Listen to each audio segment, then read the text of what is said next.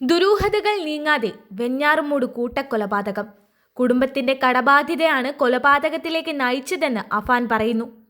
എന്നാൽ എത്ര രൂപയുടെ കടമെന്ന കൃത്യമായ കണക്കില്ല. ചിലർ പറയുന്നു 45 ലക്ഷമെന്ന്, ചിലരിലെത്തുമ്പോൾ അത് 65 ലക്ഷമാകുന്നു. എന്നാൽ ഇത്രയും വലിയ തുകയുടെ കടബാധ്യതകൾ കുടുംബത്തിന് ഉണ്ടെന്ന് പറയുമ്പോഴും ആ വിവരം തനിക്കറിയില്ലായിരുന്നെന്നും തന്റെ അറിവ് കുടുംബത്തിന് 15 ലക്ഷം രൂപയുടെ കടബാധ്യതയാണ് ഉള്ളതെന്നുമാണ് അഫാന്റെ പിതാവ് അബ്ദുൾ റഹീം പറയുന്നത്.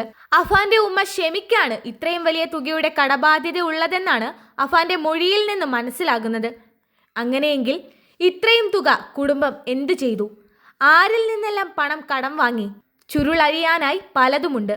ഇതിനിടെ കുടുംബത്തിന്റെ സാമ്പത്തിക കണക്കുകളെല്ലാം താനൊരു ഡയറിയിൽ എഴുതി സൂക്ഷിച്ചിട്ടുള്ളതായി അഫാന്റെ ഉമ്മ ഭർത്താവ് അബ്ദുൾ റഹീമിനോട് പറഞ്ഞതായുള്ള വിവരങ്ങൾ പുറത്തു വരുന്നുണ്ട്. ഇപ്പോൾ ആ ഡയറിക്കായുള്ള അന്വേഷണം ഊർജിതമാക്കുകയാണ് പോലീസ്. കൂടാതെ കട്ടിലിൽ നിന്ന് വീണാണ് തന്റെ തലയ്ക്ക് പരിക്ക് പറ്റിയതെന്നാണ് അഫാന്റെ ഉമ്മ മൊഴി നൽകിയിരിക്കുന്നത്. കുടുംബത്തിന് ഇത്രയും വലിയ കടബാധ്യതയുള്ള വിവരം അഫാന്റെ പിതാവിന് അറിയാത്ത സാഹചര്യത്തിൽ ഉമ്മയായ ഷെമി മൊഴിമാറ്റി പറഞ്ഞ് അഫാനെ സംരക്ഷിക്കാൻ ശ്രമിക്കുമ്പോൾ അവർ മറ്റെന്തെങ്കിലും മറച്ചുപിടിക്കാൻ ശ്രമിക്കുന്നുണ്ടോ എന്നും പോലീസ് സംശയിക്കുന്നുണ്ട്. ഇതിനിടയിൽ രണ്ടുപേരെ കൂടി കൊലപ്പെടുത്താൻ ഉദ്ദേശിച്ചിരുന്നു എന്ന അഫാന്റെ ഞെട്ടിപ്പിക്കുന്ന മൊഴിയും പുറത്തു വരുന്നുണ്ട്. സാമ്പത്തികമായി സഹായിക്കാത്ത കാരണത്താൽ ബന്ധുവായ ഒരു സ്ത്രീയെയും അവരുടെ മകളെയും കൊല്ലാനാണ് അഫാൻ പദ്ധതിയിട്ടിരുന്നത്. അവരിൽ നിന്ന് നേരത്തെ തന്നെ ഏകദേശം 3 ലക്ഷം രൂപയും കുറച്ചധികം സ്വർണവും കടമായി വാങ്ങിയിട്ടുണ്ട്. വീണ്ടും 5 ലക്ഷം രൂപ കടം ചോദിച്ചപ്പോൾ നൽകാതിരുന്നതാണ് അവരോടുള്ള പകയ്ക്ക് കാരണം.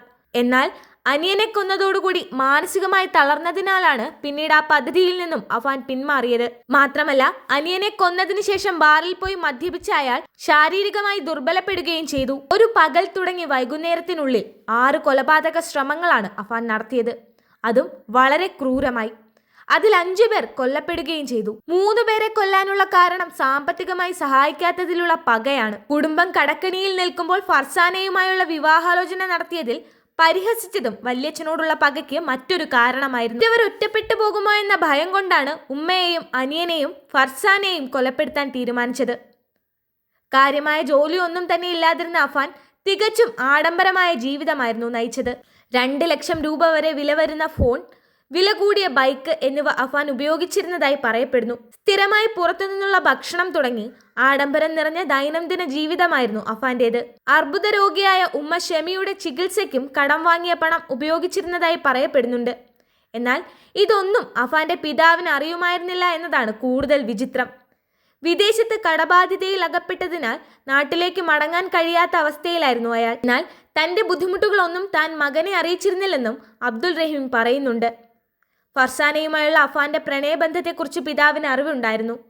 സാമ്പത്തികമായ ആവശ്യത്തിന് പണയം വെച്ച ഫർസാനയുടെ മാല തിരികെ എടുത്തു നൽകുന്നതിനായി 60,000 രൂപ കുറച്ചുനാൾ മുൻപാണ് അബ്ദുൾ റഹീം അഫാന് അയച്ചു കൊടുത്തത്. കുടുംബത്തിലുണ്ടായ ദാരുണമായ സംഭവത്തിന്റെ ഞെട്ടലിൽ പകച്ചു നിൽക്കുകയാണ് അബ്ദുൾ റഹീം. എന്താണ് കൊലപാതകത്തിലേക്ക് നയിച്ച യഥാർത്ഥ കാരണമെന്ന് അയാൾക്കും മനസ്സിലാകുന്നില്ല.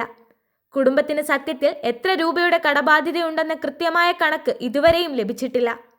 എല്ലാത്തിനും കൃത്യമായ ഉത്തരം ലഭിക്കണമെങ്കിൽ ഇനി ഷെമിയുടെ ഡയറി ലഭിക്കണം. അന്വേഷണത്തിന് നിർണായകമായ തെളിവുകൾ അതിൽ നിന്നും ലഭിക്കുമെന്നാണ് പോലീസും ബന്ധുക്കളും പ്രതീക്ഷിക്കുന്നത്.